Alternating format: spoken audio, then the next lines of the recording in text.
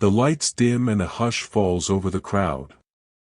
A young boy steps onto the stage, his clothes faded, his shoes nearly falling apart. He grips the microphone like it's the last thing keeping him steady. The judges glance at each other, uncertain of what to expect. Simon leans forward, curiosity softening his usually sharp eyes.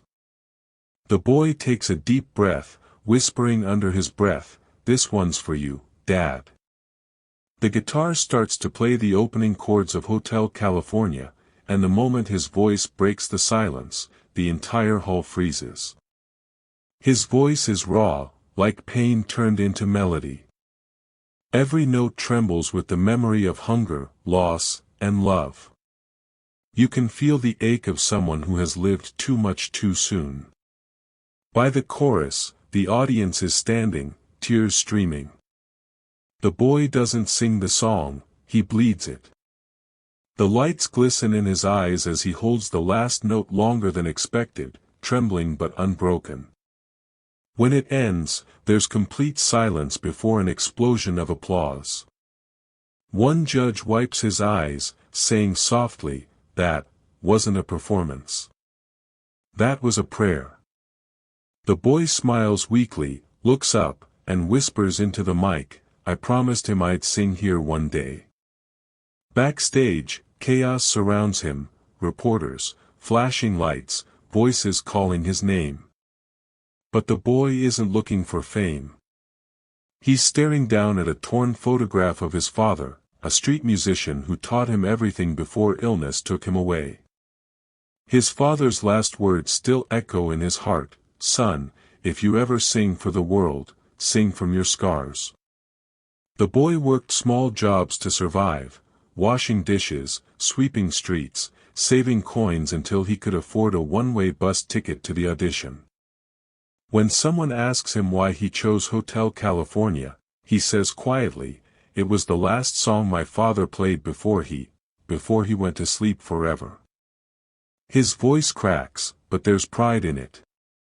Meanwhile, a man in the audience, older with gray hair and trembling hands, watches the replay of the performance on the big screen. His daughter looks at him in shock as he whispers, "That's my brother's boy." Tears fill his eyes as he rises slowly, whispering again, "He looks just like him." Somewhere between the lights and the applause, an old family wound begins to heal. The next morning, his video has taken over the internet.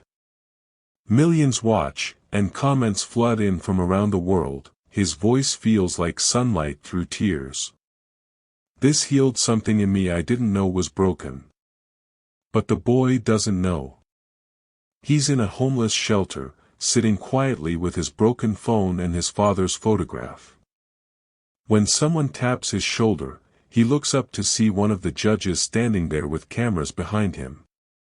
"The world wants to meet you," she says softly. He's confused until they play the video on a tablet. His eyes widen. As he sees himself sing, he begins to cry, not from pride, but from disbelief. Dad always said people don't listen to the poor, but they listened. The door opens again, and the gray-haired man steps inside. "Son," he says, his voice trembling, "you look so much like your father." The boy stares, frozen. "Uncle?" The man nods, and the two fall into each other's arms. For years they had been separated by pain and silence, but now the song has brought them home to each other. Weeks pass, and the finals arrive. This time, the boy walks onto the same stage wearing a clean suit donated by fans who saw his story online. The entire hall lights up in applause. He bows his head humbly and says into the microphone, "I used to think fame could fix everything. But I've learned something, kindness does. Every person who shared my song brought my father's dream back to life." He picks up his guitar, strums the opening chords of Hotel California again, but this version is different. It's softer, deeper, carrying both grief and gratitude.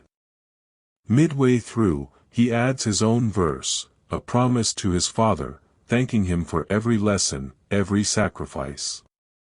The lights shimmer like stars as the audience sways. Simon Cowell wipes his eyes again, unable to hide his emotion. The performance ends in silence, then thunderous applause.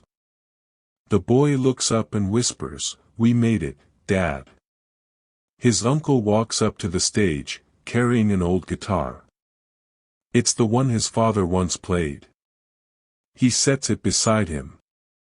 The boy kneels, pressing his forehead to it, whispering a thank you that only the heavens can hear.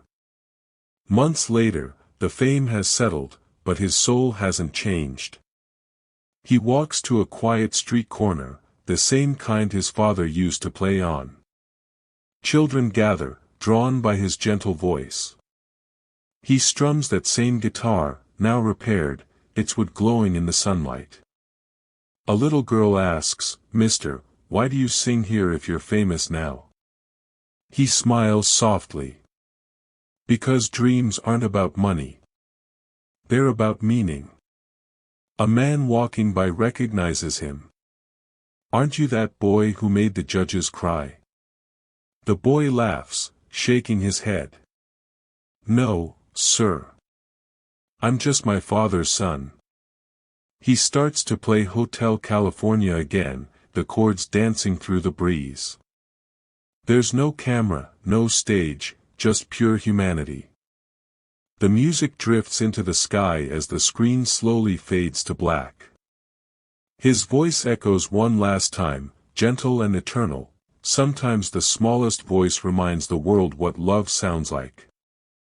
The final frame shows the guitar resting against a wall, new strings gleaming under the sun, and a simple line appears: he didn't just win the show. He won hearts, and kept his father's promise.